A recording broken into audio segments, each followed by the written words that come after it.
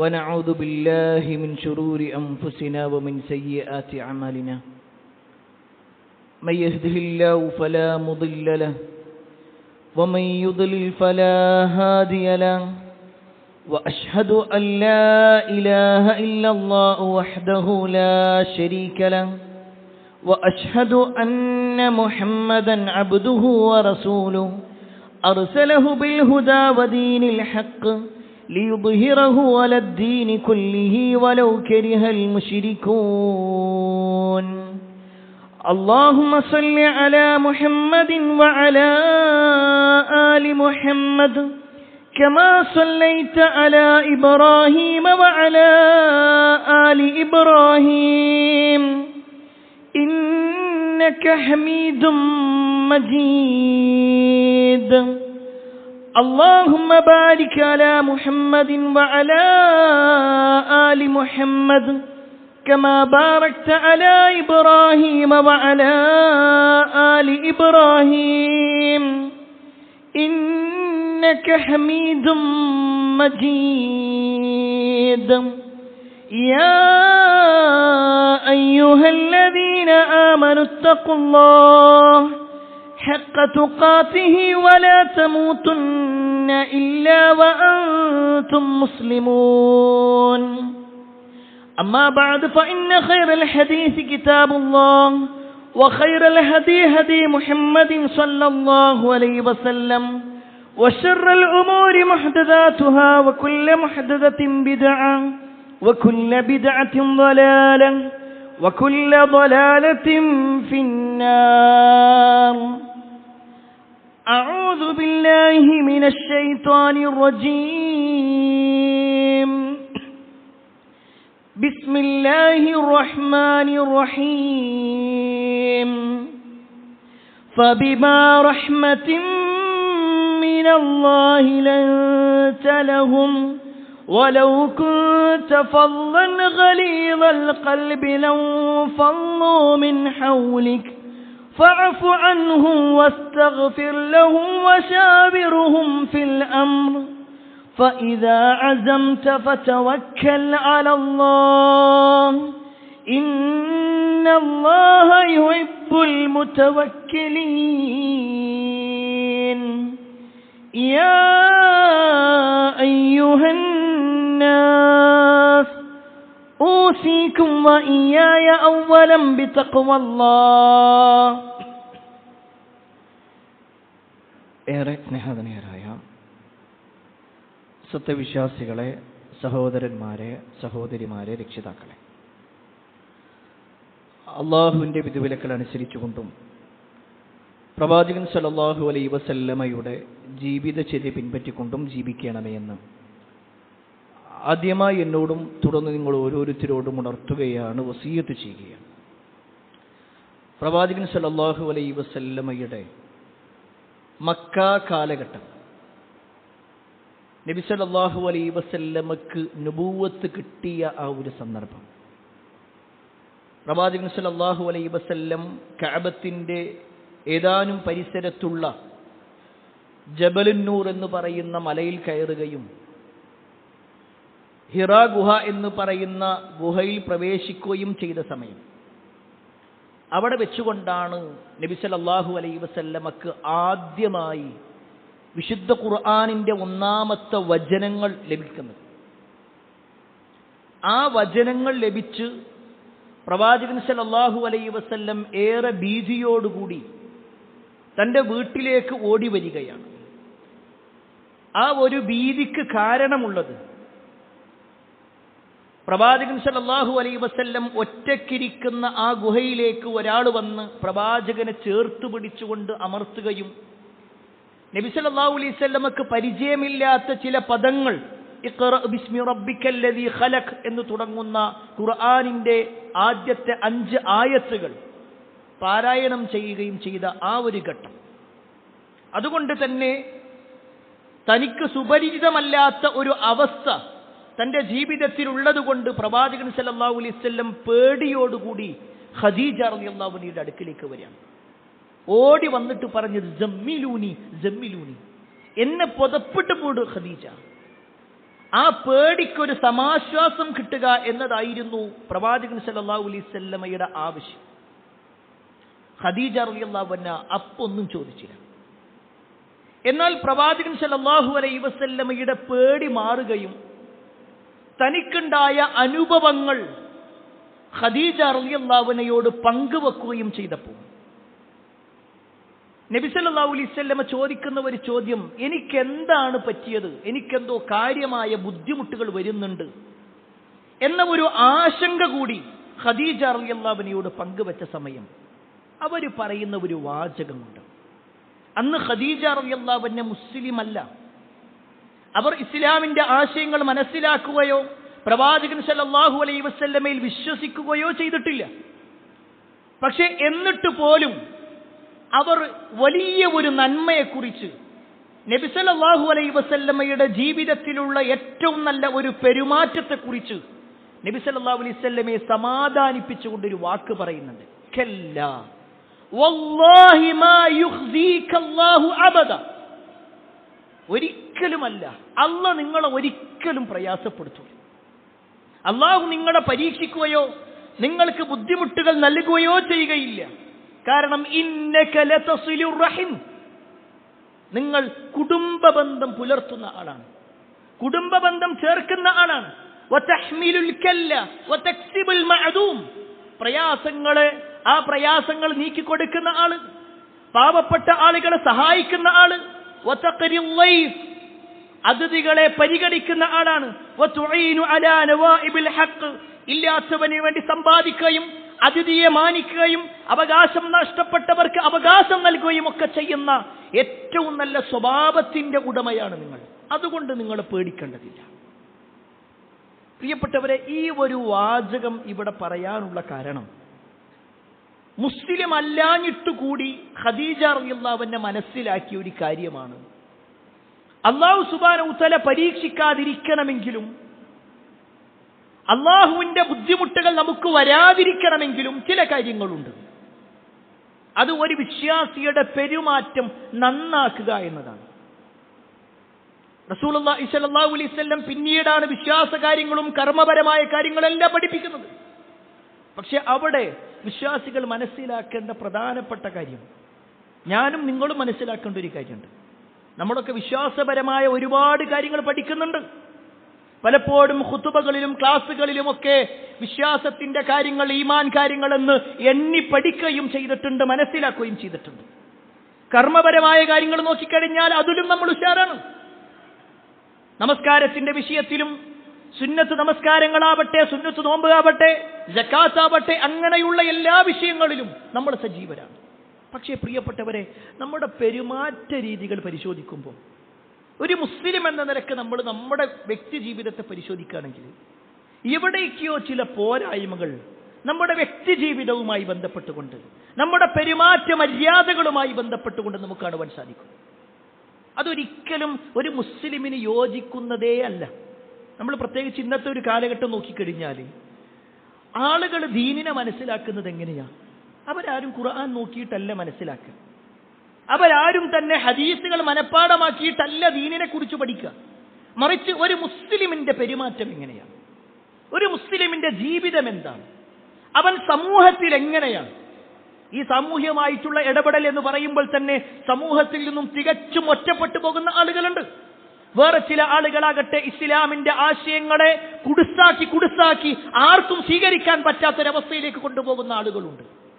വേറെ ചില ആളുകളാകട്ടെ എല്ലാം നിസ്സാരവൽക്കരിച്ചുകൊണ്ട് ഒരു മുസ്ലിം എന്ന് പറഞ്ഞാൽ അത് മറ്റുള്ള വിഭാഗങ്ങളുമായി കൂടിക്കലർന്നുകൊണ്ട് അവരുടെ അതേ വിശ്വാസം, അവരുടെ അതേ ആഘോഷം, അവരുടെ അതേ പെരുമാറ്റം, അവരുടെ അതേ രൂപം, അതേ ഭാഷ എല്ലാം അങ്ങനെ തന്നെ, മാറ്റങ്ങളൊന്നും വേണ്ട. ഇങ്ങനെ ആകെ കൂടി ഒന്ന് കലങ്ങി നിൽക്കുന്ന ഒരവസ്ഥയിലാണ് ഒരു മുസ്ലിം ജീവിച്ചുകൊണ്ടിരിക്കുന്നത്. ഏതാണ് യഥാർത്ഥം, എന്താണ് സത്യം, എന്താണ് അസത്യം, എന്താണ് ഒരു മുസ്ലിമിന്റെ പെരുമാറ്റം, ഇതറിയാത്തൊരവസ്ഥ. അവിടെയാണ് പ്രിയപ്പെട്ടവരെ നമ്മുടെ നേതാവായ മുഹമ്മദ് മുസ്തഫ സല്ലല്ലാഹു അലൈഹി വസല്ലമയിലാണല്ലോ നമുക്ക് മാതൃകയുള്ളത്. ആ പ്രവാചകൻ സല്ലല്ലാഹു അലൈഹി വസല്ലം ജനങ്ങളോട് എങ്ങനെയായിരുന്നു? നബി സല്ലല്ലാഹു അലൈഹി വസല്ലമക്ക് എതിരായി നിന്നിരുന്ന ഒട്ടേറെ ആളുകൾ, ഒരു കാലത്ത് പ്രവാചകൻ സല്ലല്ലാഹു അലൈഹി വസല്ലമയുടെ ശത്രുവായി നിന്ന് മുസ്ലിമീങ്ങൾക്കെതിരെ പടപൊരുതിയ നേതാക്കന്മാരിൽപ്പെട്ട അബൂ സുഫിയാൻ അടക്കമുള്ള ആളുകൾ അവരോട് ചോദിക്കുന്നുണ്ട് നബി സല്ലല്ലാഹു അലൈഹി വസല്ലമയുടെ സ്വഭാവത്തെക്കുറിച്ച്. അവരുപോലും ശത്രുവായ അവരുപോലും നബി സല്ലല്ലാഹു അലൈഹി വസല്ലമയുടെ പെരുമാറ്റത്തെക്കുറിച്ചോ സാമൂഹ്യമായ ഇടപെടലുകളെ കുറിച്ചോ നബി സല്ലല്ലാഹു അലൈഹി വസല്ലമയുടെ സ്വഭാവവുമായി ബന്ധപ്പെട്ടുകൊണ്ട് എന്തെങ്കിലും ഒരു പ്രശ്നം ജനങ്ങളുമായിട്ട് അടുപ്പിക്കാൻ പറ്റാത്ത ഒരാളാട്ടോ എന്നൊരു വാക്കുണ്ടാവില്ല. എന്നാൽ പ്രിയപ്പെട്ടവരെ, ഇനി നമ്മളിലേക്കൊന്ന് നോക്കാം. ചില ആൾക്കാരുണ്ടാവും കൃത്യമായി ജമാഅത്തിനൊക്കെ വരുന്നുണ്ടാവും, പക്ഷെ അവരുമായിട്ട് ഒരു ആളുകൾ സംസാരിക്കാൻ തുടങ്ങിക്കഴിഞ്ഞാൽ പറയുന്നത് അറിയോ, ഓനാളെ നിസ്കാരം മാത്രമുള്ളൂ, ആളുകളോട് എങ്ങനെ പെരുമാറണം എന്നറിയൂ. അങ്ങനത്തെ കുറെ മനുഷ്യന്മാർ. വേറെ ചില ആളുകളാവട്ടെ അവർ ദഅവാ പ്രവർത്തനങ്ങളിൽ സജീവരായിരിക്കും. പ്രബോധനങ്ങൾ എന്ന് പറഞ്ഞാൽ ജനങ്ങളിലേക്ക് എല്ലാ അർത്ഥത്തിലും എത്തിക്കാൻ റെഡിയാണ്. പക്ഷേ ജനങ്ങളോട് എങ്ങനെ സംസാരിക്കണം, എങ്ങനെയാണ് ആളുകളുമായി ഇടപെടേണ്ടത്, ഇതറിയാത്ത ഒരുപാട് ആളുകളുണ്ട്. ഞാൻ ആരെയും കുറ്റപ്പെടുത്താൻ വേണ്ടി പറയല്ല. നമുക്ക് മാതൃക നമ്മുടെ നേതാവായ മുഹമ്മദ് മുസ്തഫ സല്ലല്ലാഹു അലൈഹി വസല്ലമയാണെങ്കിൽ ആ പ്രവാചകൻ സല്ലല്ലാഹു അലൈഹി വസല്ലമക്ക് ചില സർട്ടിഫിക്കറ്റുകൾ അല്ലാഹു കൊടുത്തിട്ടുണ്ട്. അല്ലാഹു വിശുദ്ധ ഖുർആനിലൂടെ നബി സല്ലല്ലാഹു അലൈഹി വസല്ലമയുടെ സ്വഭാവത്തെക്കുറിച്ച് പറയാം. അത് വെറും വാക്കല്ല. അല്ലാഹു തമാശയാക്കിയിട്ട് ഖുർആനിൽ ഒരു ആയത്ത് പോലും വരുത്തിയിട്ടില്ല. അത്ര ഗൗരവത്തിൽ ഖുർആനിന്റെ ഓരോ അധ്യാപനങ്ങൾ നോക്കിക്കഴിഞ്ഞാൽ നബി സല്ലല്ലാഹു അലൈഹി വസല്ലമയെ കുറിച്ച് അല്ലാഹു പറയാണ്, ഫബിമാ റഹ്മത്തിൻ മിനല്ലാഹി ലിൻത ലഹും. നബി സല്ലല്ലാഹു അലൈഹി വസല്ലമയോട് പറയാണ്, പ്രവാചകരെ, നിങ്ങളുടെ കാരുണ്യം കൊണ്ടാണ് നീ അവരോട്, അല്ലാഹുവിൽ നിന്നുള്ള കാരുണ്യം കൊണ്ടാണ് നീ അവരോട് സൗമ്യമായി പെരുമാറുന്നത്, ആളുകളുമായിട്ട് സൗമ്യതയോടുകൂടിയുള്ള പെരുമാറ്റം. എന്നിട്ട് വീണ്ടും അല്ലാഹു പറയാണ്, വലൗ കുൻത ഫല്ലൻ ഗലീലൽ ഖൽബ് ലം ഫള്ളൂ മിൻ ഹൗലിക്. പ്രവാചകരെ, നിങ്ങളെങ്ങാനും അവരോട് പരുഷ സ്വഭാവത്തോടു കൂടിയാണെങ്കിൽ ലം ഫള്ളൂ മിൻ ഹൗലിക്, താങ്കളുടെ അടുക്കൽ നിന്ന് ചുറ്റുഭാഗത്തു നിന്നും അവർ ഓടിപ്പോകുന്നതാണ്. നബി സല്ലല്ലാഹു അലൈഹി വസല്ലം എല്ലാവരും കൂട്ടിപ്പിടിക്കുന്ന ഒരു സ്വഭാവമാണ്.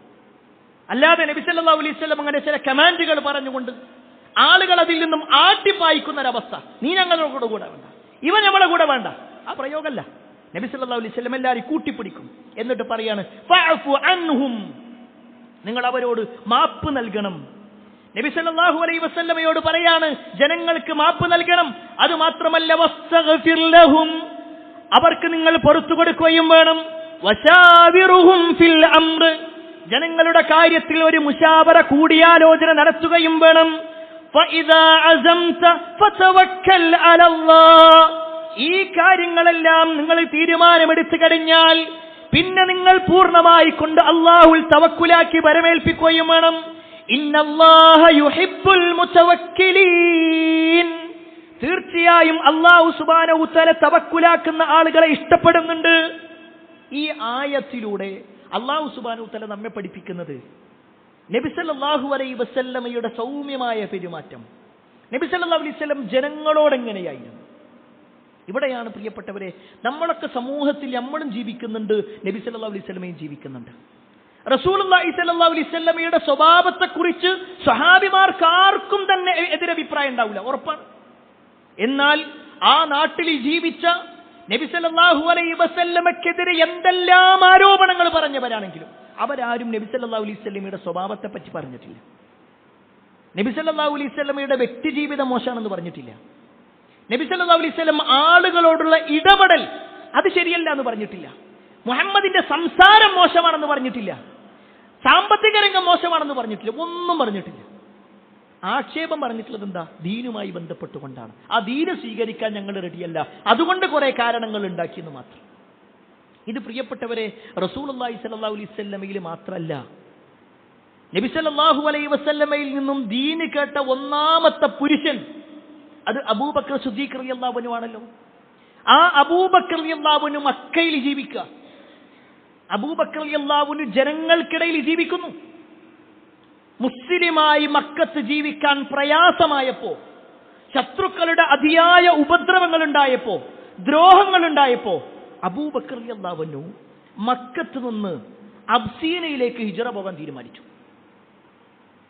അബൂബക്കർ റളിയല്ലാഹു തനിക്ക് പോകാനുള്ള സാധനങ്ങളെല്ലാം റെഡിയാക്കി പോകാനായി തയ്യാറെടുത്ത് നിൽക്കുമ്പോഴാണ് മുശ്രിക്കുകൾ ഇത് അറിയുന്നത്.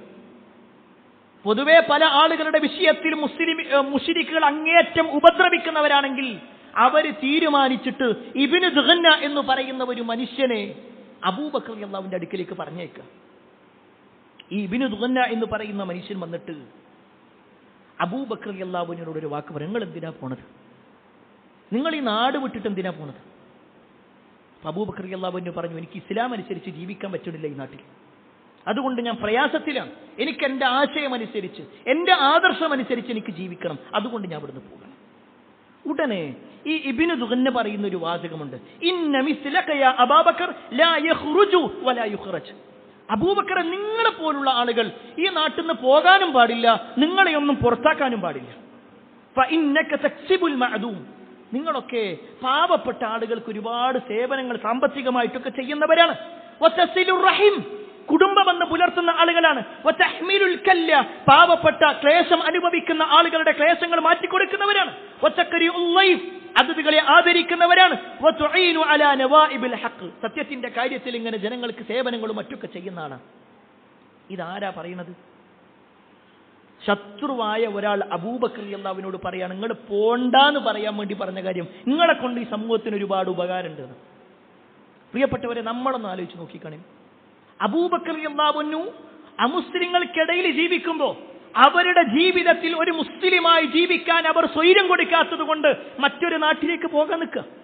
ഇനി നമ്മുടെ വീട് വിട്ടിട്ട് വേറൊരു നാട്ടിലേക്ക് പോകാൻ തീരുമാനിക്കുമ്പോൾ നമ്മുടെ അയൽവാസികളെങ്കിലും, നാട്ടുകാർ മുഴുവൻ വേണ്ട, നമ്മുടെ അയൽവാസികളെങ്കിലും വന്നിട്ട് പറയോ, ഏയ് നിങ്ങൾ ഇവിടുന്ന് പോകരുത് കേട്ടോ, നിങ്ങളെപ്പോലത്തെ നല്ലൊരു അയൽവാസി എനിക്ക് കിട്ടാനില്ല, നിങ്ങൾ ഇവിടുന്ന് പോകരുതെന്ന് പറയാൻ നമ്മുടെ അയൽവാസികൾ ഉണ്ടാകും?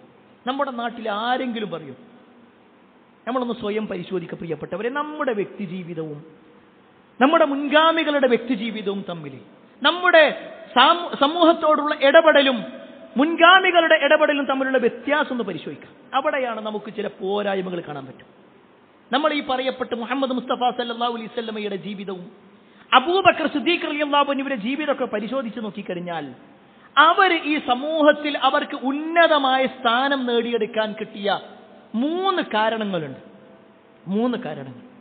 ഈ 3 കാരണങ്ങൾ നമ്മുടെ ജീവിതത്തിലുണ്ടോ? സമൂഹത്തിന്റെ മുന്നിൽ നമുക്ക് നല്ല ഒരു സ്ഥാനം ഉണ്ടാകും. ഒരു മുസ്ലിമായി കൊണ്ട് തന്നെ നമ്മൾ ജീവിക്കുമ്പോൾ ആ ഒരു സ്ഥാനവും ആ ഒരു പരിഗണനയും നമുക്കും ലഭിക്കും. എന്താണ് പ്രിയപ്പെട്ടവരെ അതിനെക്കുറിച്ച് പണ്ഡിതന്മാർ വിശദീകരിച്ചത് എന്ന് ചോദിച്ചാൽ അതിൽ ഒന്നാമത്തെ കാര്യം എന്താണെന്നറിയോ? ഒന്നാമത്തെ വിഷയം, നമ്മൾ ആളുകൾക്ക് ബഹുമാനം കൊടുക്കുക എന്നുള്ളതാണ്. ആളുകളെ ബഹുമാനിക്കുക ഒരു മുസ്ലിമിന്റെ ഒരു ക്വാളിറ്റിയാണ്. ഓരോരുത്തർക്കും കൊടുക്കേണ്ട സ്ഥാനം കൊടുക്കുക. അറബി ഭാഷയിൽ തന്നെ പറയുന്ന ഒരു പ്രയോഗമുണ്ട്, അൻസിലിന്നാസ മനാസിലഹു. ജനങ്ങൾക്ക് യോജിച്ച സ്ഥാനം അവർക്ക് നിങ്ങൾ കൊടുക്കണം. ഒരു വാപ്പയോട് സംസാരിക്കുന്നത് പോലെ, അതായത് മക്കളോട് പെരുമാറുന്നത് പോലെ ഒരിക്കലും വാപ്പയോട് സംസാരിക്കാൻ പറ്റില്ല. നമ്മളെക്കാൾ പ്രായം കുറഞ്ഞ ആളുകളോട് സംസാരിക്കുന്ന ശൈലിയല്ല മുതിർന്ന ആളുകളോട് സംസാരിക്കേണ്ടത്. പാമരനായ ഒരാളോട് സംസാരിക്കുന്ന പോലെയല്ല ഒരു പണ്ഡിതനായ വ്യക്തിയോട് സംസാരിക്കേണ്ടത്. സാധാരണ കൂട്ടുകാരോട് സംസാരിക്കുന്നത് പോലെ ഒരിക്കലും ഒരു നേതാവിനോട് സംസാരിക്കാൻ പാടില്ല. ചില വ്യത്യാസങ്ങളുണ്ട്, പെരുമാറ്റങ്ങളിൽ ചില വ്യത്യാസങ്ങൾ വരുത്തും. അവിടെയാണ് ഇസ്ലാം നമ്മെ പഠിപ്പിക്കുന്നത്. ഇത് റസൂലുള്ളാഹി സ്വല്ലല്ലാഹു അലൈഹി വസല്ലമയുടെ മാതൃകയാണ്. റസൂലുള്ളാഹി സ്വല്ലല്ലാഹു അലൈഹി വസല്ലം മക്ക വിജയത്തിന് വേണ്ടി മക്കയിലേക്ക് വരികയാണ്. നബി സല്ലല്ലാഹു അലൈഹി വസല്ലം മക്കയിൽ ജീവിച്ച് പിന്നീട് കുറെ കാലം കഴിഞ്ഞ് മദീനയിലേക്ക് ഹിജ്റ പോയി.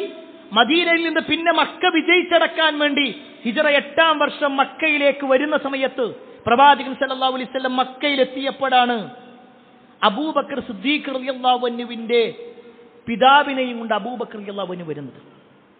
അബൂബക്കർ സിദ്ദീഖ് റളിയല്ലാഹു അൻഹുവിന്റെ വാപ്പ അബൂ ഖുഹാഫ, അന്ന് ഏകദേശം 90 വയസ്സുണ്ട്.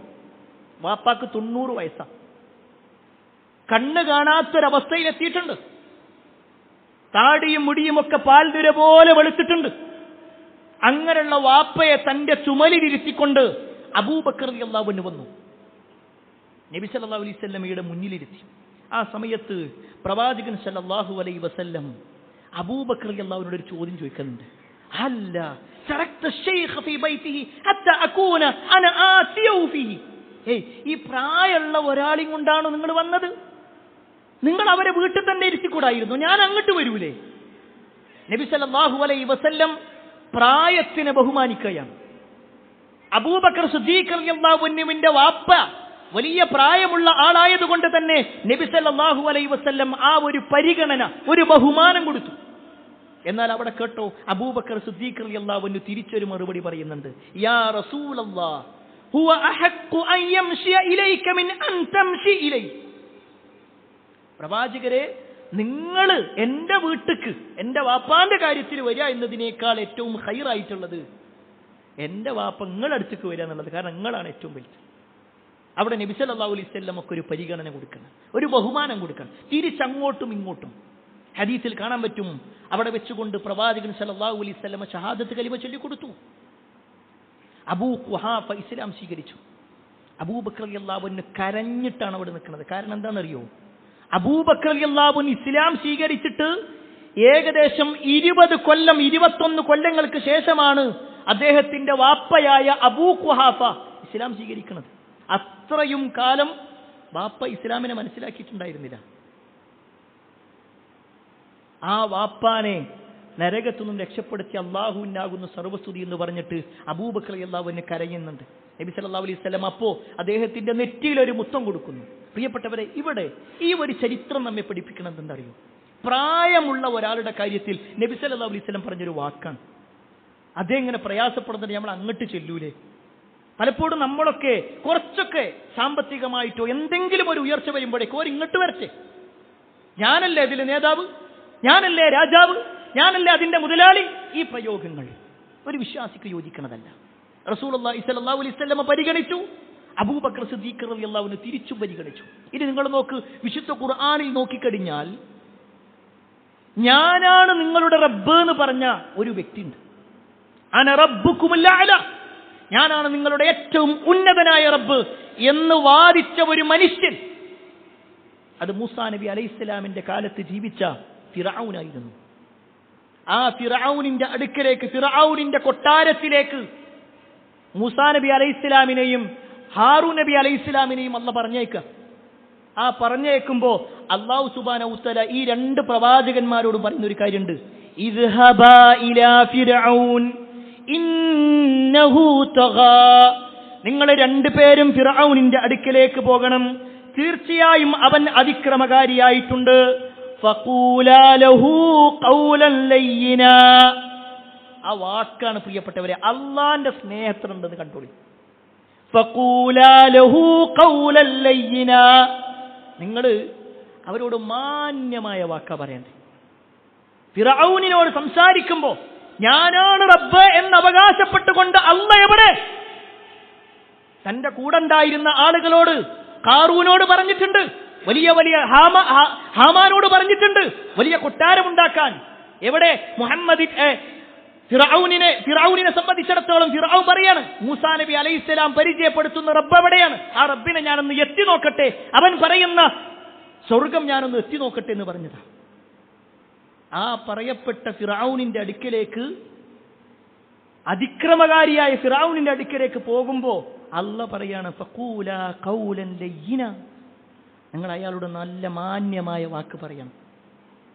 മാന്യതയുള്ള ഒരു മാന്യമായ വാക്കാണ് പറയേണ്ടത്. ലഅല്ലഹു യതദക്കറു ഔ യഖ്ശാ, ഒരു പക്ഷേ അവൻ ഒരു വേള ചിന്തിച്ചു മനസ്സിലാക്കിയേക്കാം, അതല്ലെങ്കിൽ അവനക്ക് ചെറിയൊരു ഭയപ്പാടെങ്കിലും ഉണ്ടായേക്കാം. പ്രിയപ്പെട്ടവരെ, ഈ വാചകം പണ്ഡിതന്മാർ വിശദീകരിച്ചിട്ടൊരു കാര്യം പറയുന്നുണ്ട്. ഒരു വിശ്വാസി അള്ളാന്റെ കാര്യത്തിൽ ഉണ്ടായിരിക്കേണ്ട ഒരു പ്രതീക്ഷ കൂടി എങ്ങനെ ഉണ്ടാവുക എന്നത്.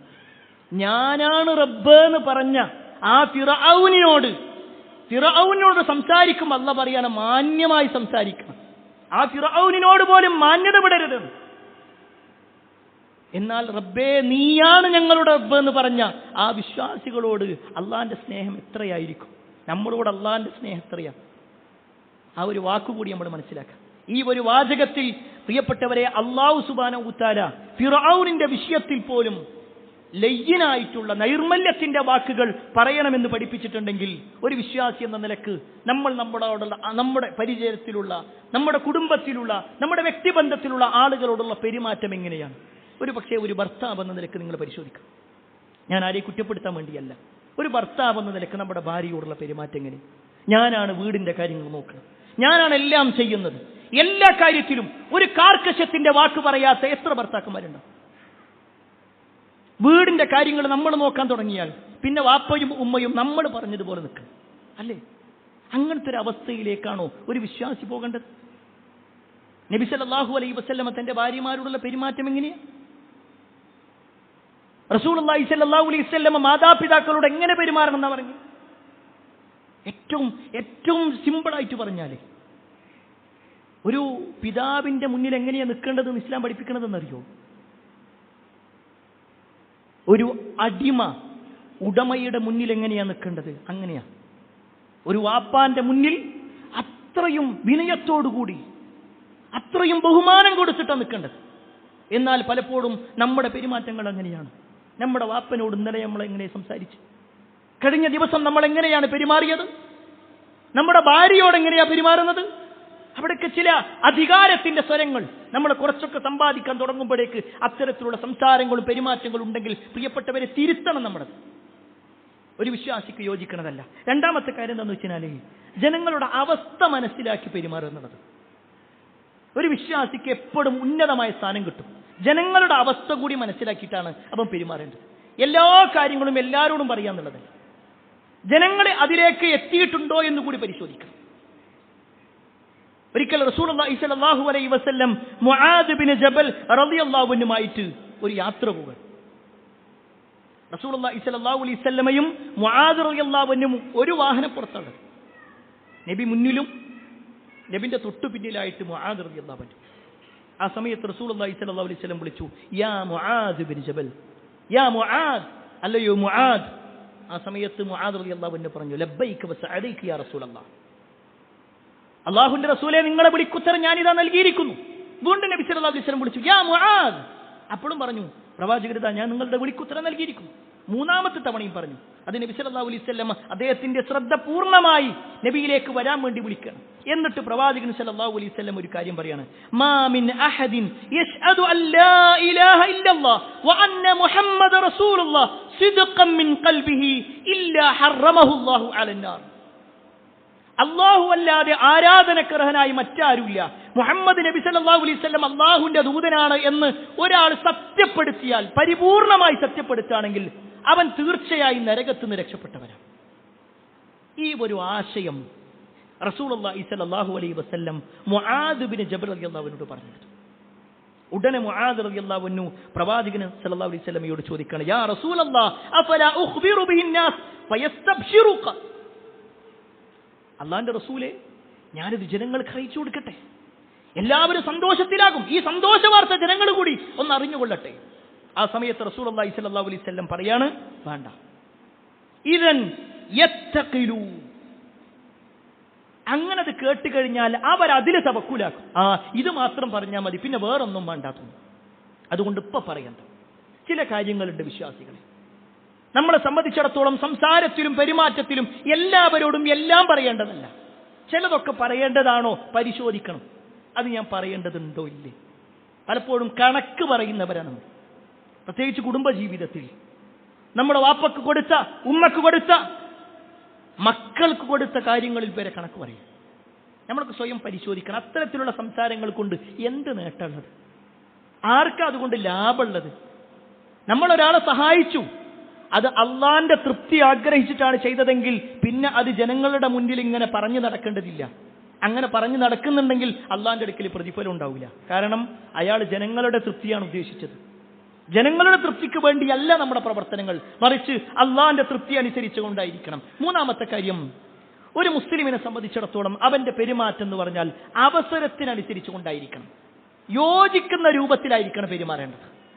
ഈ പറയുന്നത് ഒരാൾ ഓന്തിനെ പോലെ സ്വഭാവം മാറണമെന്നല്ല, അവന്റെ വിശ്വാസങ്ങളും ആശയങ്ങളുമെല്ലാം മാറ്റിത്തിരുത്തണമെന്നല്ല, മറിച്ച് ആളുകളോട് സംസാരിക്കുമ്പോഴും അവരോട് പെരുമാറുമ്പോഴും ഒക്കെ അയാൾക്ക് യോജിക്കുന്നതാണോ ഞാൻ ഈ പറയുന്നത് എന്ന ഒരു ശൈലി കൂടി നമ്മൾ എടുക്കണം. റസൂലുള്ളാഹി സ്വല്ലല്ലാഹു അലൈഹി വസല്ലമ വിശ്വാസികളെ പരിചയപ്പെടുത്തിയ ഒരു വാചകമുണ്ട്, മിൻ ഹുസ്നി ഇസ്ലാമിൽ മർഇ തർക്കുഹു മാ ലാ യഅനി. ഒരു മുസ്ലിമിന്റെ ഏറ്റവും ഉത്തമമായ സ്വഭാവത്തിൽപ്പെട്ട ഒരു കാര്യമാണ് അവൻ ആവശ്യമില്ലാത്ത കാര്യങ്ങളിൽ അവൻ ഇടപെടില്ല. പലപ്പോഴും നമ്മൾ മുസ്ലിമീങ്ങളാണ്, നാട്ടിൽ എന്ത് കാര്യം ഉണ്ടെങ്കിലും അതിൽ പോയിട്ടൊന്ന് തലയിടും. ആവശ്യമുണ്ടോ ഇല്ല എന്നുള്ളതല്ല, ചില കാര്യങ്ങൾ നമ്മൾ ശ്രദ്ധിക്കേണ്ടി വരും, ചിലത് നമ്മൾ അന്വേഷിക്കേണ്ടി വരും. അതല്ല ഞാൻ പറയുന്നത്. എല്ലാ കാര്യങ്ങളിലും എല്ലാ വിഷയങ്ങളിലും എത്രത്തോളം എന്നാൽ നമ്മളൊക്കെ നമ്മുടെ വാട്സപ്പ് ഗ്രൂപ്പുകളൊന്ന് വെറുതൊന്ന് പരിശോധിച്ചാൽ മതി. ഒരു പക്ഷേ അതിൽ നമ്മളയച്ച മെസ്സേജുകൾ മാത്രം മതി നമ്മുടെ പരലോകം നഷ്ടപ്പെടാൻ. നമ്മളയച്ച വോയിസുകൾ ഒരു പക്ഷേ കൂട്ടുകാരന്മാരായി ഞങ്ങൾ മാത്രമുള്ള ഒരു ഗ്രൂപ്പാണ്. ശരി, അള്ളാന്റെ അടുക്കൽ അത് നമ്മൾ മാത്രമാണെന്ന് പറയാൻ പറ്റുമോ? അത് ഞാൻ ആ വ്യക്തിക്ക് മാത്രം അയച്ചതാണ്. ശരി, അള്ളാന്റെ അടുക്കൽ അത് നമുക്ക് രക്ഷപ്പെടാൻ പറ്റുമോ? അവിടെ നമ്മൾ ഓരോരുത്തരും പരിശോധിക്കണം. ഒരു മുസ്ലിമിനെ സംബന്ധിച്ചിടത്തോളം എല്ലാവരോടും എല്ലാ രൂപത്തിലുമല്ല, വീട്ടിൽ സംസാരിക്കുന്ന വാക്കുകളല്ല ജനങ്ങളോട് സംസാരിക്കേണ്ടത്. ആ ഒരു ശൈലിയല്ല സ്വീകരിക്കേണ്ടത്. അവിടെ വീട്ടിൽ വേറെ തന്നെയാണ്. ജനങ്ങൾക്കിടയിൽ എത്തുമ്പോൾ കുറച്ചൊക്കെ ഒരു മാറ്റം ഉണ്ടാകും. ചില ആൾക്കാർ പറയുന്ന ശൈലികളാണ് ഞാൻ പറയുന്നത്. എനിക്കങ്ങനെ ഒളിയും മറയൊന്നുമില്ല. എനിക്ക് പറയാനുള്ളത് ആരോടാണെങ്കിലും ഞാൻ പറയും. അതൊരു വിശ്വാസിന്റെ വാക്കല്ല. വിശ്വാസി പറയുമ്പോൾ ഒന്ന് ശ്രദ്ധിക്കും, അവന്റെ നാവൊന്ന് നിയന്ത്രിക്കും.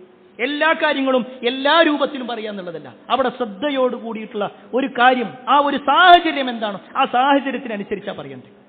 നിങ്ങൾക്കറിയുമോ, റസൂലുള്ളാഹി സ്വല്ലല്ലാഹു അലൈഹി വസല്ലമയുടെ ഒരു ഹദീസ് ബറാ ഇബ്നു ആസിബ് റളിയല്ലാഹു അൻഹു റിപ്പോർട്ട് ചെയ്യുന്ന ഹദീസിൽ കാണാൻ പറ്റും. ഒരു അൻസാരിയായ സ്വഹാബി മരിച്ചു. ആ സ്വഹാബി മരണപ്പെട്ടിട്ട് അദ്ദേഹത്തിന്റെ മയ്യത്തുമായിട്ട് ഖബറിന്റെ അടുത്തേക്കെത്തി. എന്നാൽ ഖബറാകട്ടെ കുടിച്ചുകൊണ്ടിരിക്കണം. സ്വാഭാവികമായിട്ടും ആളുകൾ ഇങ്ങനെ സംസാരിക്കുന്ന ഒരു ടൈം റസൂലുള്ളാഹി സ്വല്ലല്ലാഹു അലൈഹി വസല്ലം മയ്യത്ത് അവിടെ വെക്കാൻ വേണ്ടി പറഞ്ഞു. എന്നിട്ട് പ്രവാചകൻ സ്വല്ലല്ലാഹു അലൈഹി വസല്ലം സഹാബത്തിനെ എല്ലാവരും എടുത്തു. എന്നിട്ട് ചില കാര്യങ്ങൾ പഠിപ്പിച്ചു കൊടുക്കണം. ആ ഒരു സാഹചര്യം നബി ഉപയോഗപ്പെടുത്താം. സാഹചര്യം അനുസരിച്ച് നബി സല്ലല്ലാഹു അലൈഹി വസല്ലം പറയാ. ബറാ റളിയല്ലാഹു അൻഹു പറയാണ്, ഞങ്ങൾ അവിടെ അങ്ങനെ ഇരിക്കുമ്പോൾ ഞങ്ങളുടെ തലയിൽ ഒരു പക്ഷി വന്നിരുന്നാൽ അത് പാറിപ്പോകാത്ത രൂപത്തിൽ തല പോലും മനക്കാതെ നബി സല്ലല്ലാഹു അലൈഹി വസല്ലം എന്താണോ പറയുന്നത് അത്രയും ശ്രദ്ധയോടുകൂടിയാണ് ഞങ്ങൾ ഇരുന്നത്. ആ സാഹചര്യങ്ങൾ ഉണ്ടാക്കുക. നമ്മൾ കുട്ടികളോട് സംസാരിക്കുമ്പോഴും തന്നെ അവരോട് ഉപദേശിക്കുമ്പോഴും തന്നെ എല്ലാ അർത്ഥത്തിലും ഇങ്ങനെ ഉപദേശിക്കുക എന്നുള്ളത് ഒരു വിശ്വാസി എന്ന നിലയ്ക്ക് നമ്മൾ മനസ്സിലാക്കേണ്ട കാര്യമാണ്. കുട്ടികളെ ശിക്ഷിക്കുന്ന ആളുകളുണ്ട്. എന്തിനാ ശിക്ഷിച്ചത് എന്ന് കുട്ടിക്കും അറിയില്ല, തല്ലിയവനും അറിയില്ല. കുട്ടികളെ ഉപദേശിക്കുന്നവരുണ്ട്. എന്താണ് ഉപദേശം അത് കുട്ടിക്ക് മനസ്സിലായിട്ടില്ല. ആ കുട്ടിയുടെ പ്രായം നോക്കിയിട്ടല്ല അവൻ ഉപദേശങ്ങൾ കൊടുക്കുന്നത്, അവന്റെ പ്രായം നോക്കിയിട്ടല്ല അവന് ശിക്ഷ കൊടുക്കുന്നത്. മറിച്ച് നമ്മൾ നമ്മുടെ ദേഷ്യം മുഴുവൻ കുട്ടികളിൽ തീർക്കാം. അങ്ങനത്തെ ഒക്കെ രക്ഷിതാക്കൾ, പ്രിയപ്പെട്ടവരെ, നമ്മുടെ മക്കളെ നമ്മളിൽ നിന്നും അകറ്റുകയാണ് ചെയ്തുകൊണ്ടിരിക്കുന്നത്. അതുകൊണ്ട് ഈ പറയപ്പെട്ട ഓരോ കാര്യങ്ങളും ഒരു സാമൂഹ്യ ജീവിയായി ജീവിക്കുന്ന നമ്മളെ സംബന്ധിച്ചിടത്തോളം സമൂഹത്തിൽ ഇടപെടുമ്പോൾ നമുക്ക് ഉന്നതമായ സ്ഥാനങ്ങൾ ലഭിക്കണമെങ്കിൽ ഈ പറയപ്പെട്ട കാര്യങ്ങൾ ശ്രദ്ധിക്കുക. അല്ലാഹു സുബ്ഹാനഹു വ തആല അത്തരത്തിലുള്ള ആളുകളിൽ നമ്മെ ഏവരെയും ഉൾപ്പെടുത്തുമാറാവട്ടെ.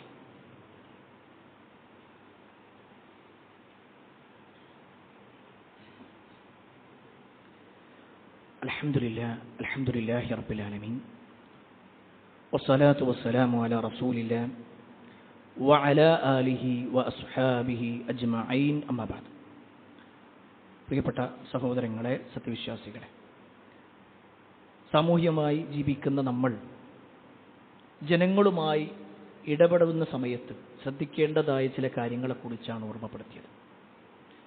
അതിൽ നാലാമത്തെ ഒരു കാര്യമാണ് ജനങ്ങളെ ഒരു നിലക്കും നമ്മൾ ദ്രോഹിക്കാതിരിക്കുക എന്നുള്ളത്. നമ്മൾ മുഖേന ഒരാൾക്കൊരു പ്രയാസം ഉണ്ടാകാതിരിക്കുക. ഒരു വിശ്വാസി എപ്പോഴും ശ്രദ്ധിക്കേണ്ട ഒരു കാര്യം.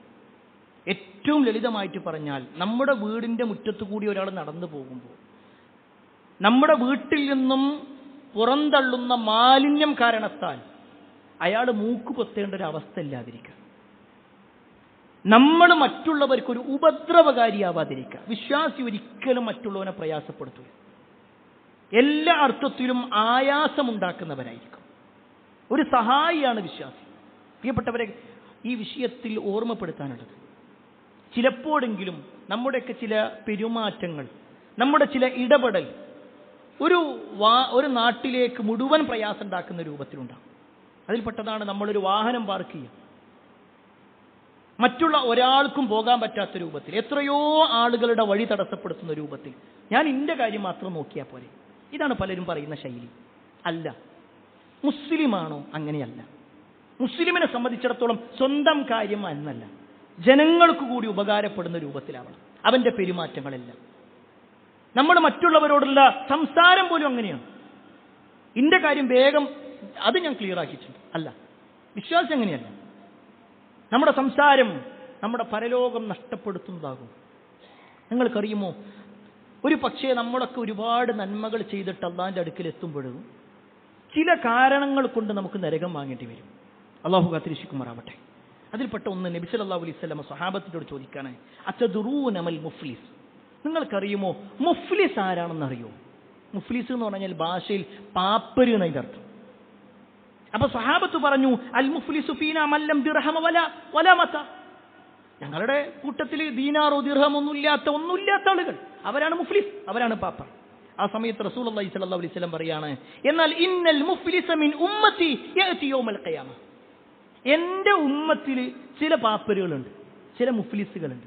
യഅതി യൗമൽ ഖിയാമ, അവര് ഖിയാമത്ത് നാളിൽ വരും. ബി സ്വലാത്തിൻ വസിയാമിൻ വസകാത്തിൻ, ഒരു നോമ്പെടുത്തിട്ടുണ്ട്, സക്കാത്ത് കൊടുത്തിട്ടുണ്ട്, നിസ്കരിച്ചിട്ടുണ്ട്, എല്ലാം ഉണ്ട്, അതുമായിട്ടൊക്കെ വരും. പക്ഷേ നാളെ പരലോകത്തെത്തുന്ന സമയത്ത് അവന്റെ ചില വാക്കുകൾ കാരണത്താൽ, അവൻ ജനങ്ങളെ വിളിച്ച ചില പേരുകൾ കാരണത്താൽ, ജനങ്ങളുമായിട്ടുള്ള ഇടപെടൽ കാരണത്താൽ അവന്റെ നിസ്കാരവും നോമ്പൊക്കെ അങ്ങനെ ജനങ്ങൾക്ക് കൊടുക്കേണ്ടി വരും.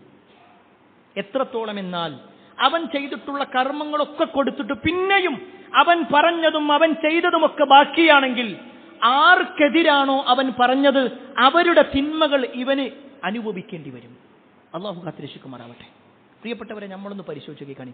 ഇന്ന് രാവിലെ മുതൽ ഈ സമയം വരെ നമ്മൾ ചെയ്തിട്ടുള്ള സൽക്കർമ്മങ്ങൾ എണ്ണിക്കഴിഞ്ഞാൽ ഒരു പക്ഷേ സുബഹ് നമസ്കരിച്ചു, സുബഹിന്റെ മുമ്പുള്ള 2 റക്അത്ത് നമസ്കരിച്ചു, സുബഹിന് ശേഷം കുറച്ചൊക്കെ ദിക്റുകൾ ചൊല്ലി, കുറച്ചു നേരം ഖുർആൻ ഓതി, ഒരു പക്ഷേ എടുത്തു പറയാനുള്ള നന്മകളതായിരിക്കും. എന്നാൽ അതിനുശേഷം ഈ സമയം വരെ നമ്മൾ പറഞ്ഞ വാക്കുകളോ, നമ്മൾ സംസാരം തുടങ്ങിയപ്പോൾ തന്നെ ചില ആളുകളുടെ കുറ്റങ്ങളാ പറഞ്ഞത്, ചില ആളുകളുടെ കുറവുകളാ പറഞ്ഞത്, മറ്റുള്ളവരെ തമ്മിൽ തെറ്റിക്കുന്ന വാക്കുകളാ പറഞ്ഞത്. ഇത് പോരെ പ്രിയപ്പെട്ടവരെ നമ്മളെ പരലോകം നഷ്ടപ്പെടാൻ,